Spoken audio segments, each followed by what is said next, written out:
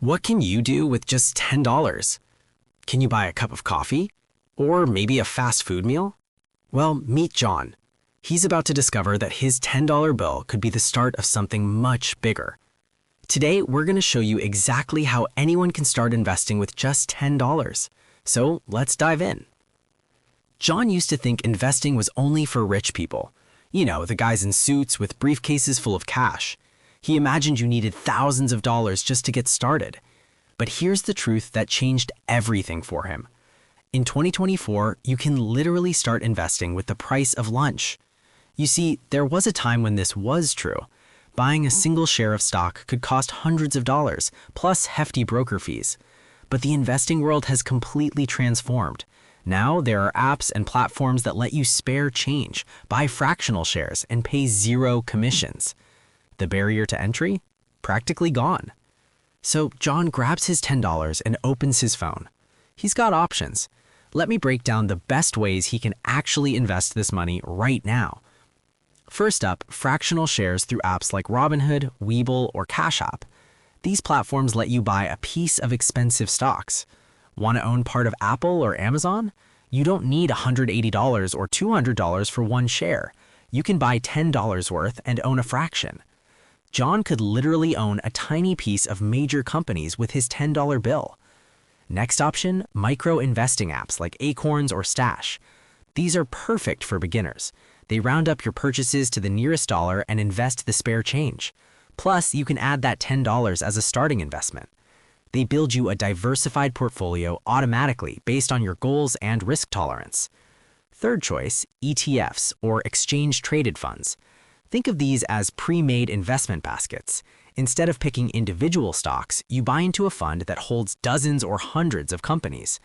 With fractional shares, John could invest his $10 into an S&P 500 ETF, which means he'd own a tiny piece of 500 of America's biggest companies. That's instant diversification. So John decides to go with a fractional share approach. He opens a commission-free investing app, and here's what he does. He puts $5 into an S&P 500 ETF for stability and long-term growth, and $5 into a stock he believes in. Maybe it's a tech company, maybe it's a brand he uses every day. Now, let's be real. Is $10 going to make him rich overnight? Absolutely not. But here's what actually matters. John just crossed the most important threshold. He went from being someone who thinks about investing to someone who is an investor. That psychological shift is massive. And here's the beautiful part. He can add to this another $10 next week, $20 the week after, maybe $50 when he gets a bonus. The stock market has historically returned about 10% annually over the long term, which means if John keeps adding small amounts consistently, compound interest becomes his best friend. What John learned goes way beyond the $10.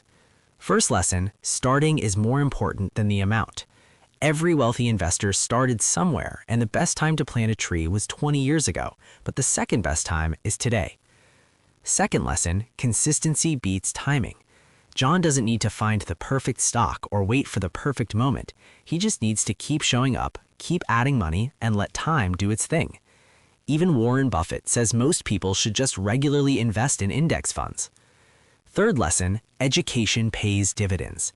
With that first $10 invested, John suddenly cares about how the market works. He starts reading, learning, understanding. That knowledge will be worth way more than his initial investment. So here we are. John took $10, the cost of a movie ticket, and became an investor. He learned that the biggest barrier to investing isn't money, it's just taking that first step. Whether you've got $10, $100, or $1,000, the principles are exactly the same. Start now, be consistent, stay patient, and keep learning. The stock market isn't some exclusive club anymore. It's open to everyone with a smartphone and the willingness to begin. So the question isn't, can I afford to invest? The real question is, can I afford not to? John's journey started with $10. Where will yours begin? If you found this helpful, hit that like button and subscribe for more financial tips that actually make sense. See you in the next one.